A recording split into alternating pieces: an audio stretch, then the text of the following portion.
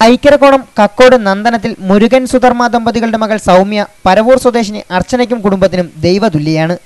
കാരണം ജീവിതപാതയിൽ തനിച്ചായി റെയിൽപാളത്തിൽ ജീവിതം അവസാനിപ്പിക്കാൻ ശ്രമിച്ച അർച്ചനയെയും 1 വയസ്സ് പോലും പ്രായമാകാത്ത പിഞ്ചുകുഞ്ഞിനെയും ജീവിതത്തിലേക്ക് തിരികെ കൊണ്ടുവന്നത് TTC വിദ്യാർത്ഥിനിയായ ഈ 20കാരിയാണ്. ഏപ്രിൽ 31 ഉച്ചയ്ക്ക് 2:30 കൊല്ലം റെയിൽവേ സ്റ്റേഷനിൽ 4-ാം നമ്പർ പ്ലാറ്റ്ഫോമിലാണ് സംഭവം.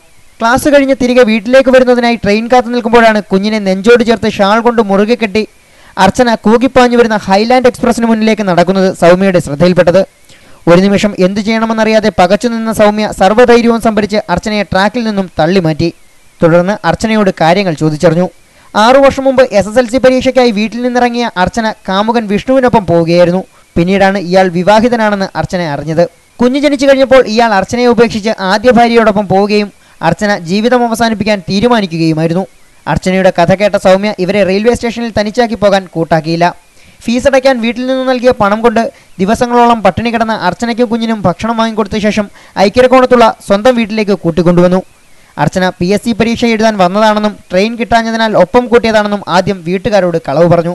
അർച്ചനയുടെ ബാഗിൽ നിന്ന് ലഭിച്ച ഫോൺ നമ്പറിൽ ബന്ധപ്പെട്ട് ഇവരുടെ വീട്ടിൽ വിവരമറിയിച്ചു. തുടർന്ന് കാര്യങ്ങൾ സ്വന്തം വീട്ടിൽ അവതരിപ്പിച്ചു. യാതൊരു വിവരവുമില്ലാതിരുന്ന മകളെ 6 വർഷത്തിന് ശേഷം തിരികെ കിട്ടിയ സന്തോഷത്തിൽ അർച്ചനയുടെ രക്ഷകർത്താക്കളെത്തി ഇവരെ വീട്ടിലേക്ക് കൂട്ടിക്കൊണ്ടുപോയി.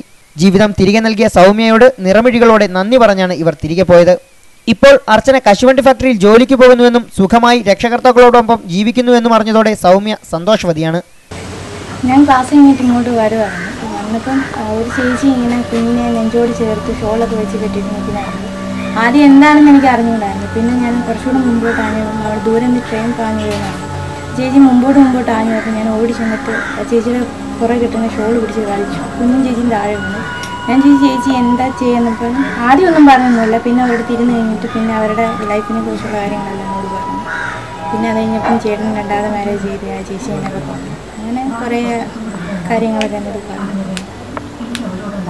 ഇപ്പം ചേച്ചി NTPC ജോലിക്ക് പോവുകയാണ്. കുഞ്ഞിനെ അമ്മത്തൊട്ടിലാക്കിയിട്ടുണ്ട്.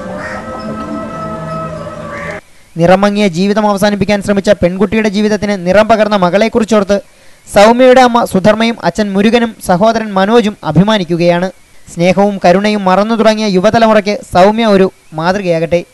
കരുണയും മനസാക്ഷിയും അന്യമാകുന്ന നമ്മുടെ സമൂഹത്തിൽ ഇതുപോലെയുള്ള സൗമ്യമാർ ഇനിയും ഉണ്ടാകട്ടെ. ക്യാമറമാൻ നന്ദൻ പുനലൂരിനൊപ്പം സുജിത് സുരേന്ദ്രൻ, ലൈവ് വാർത്ത, പുനലൂർ.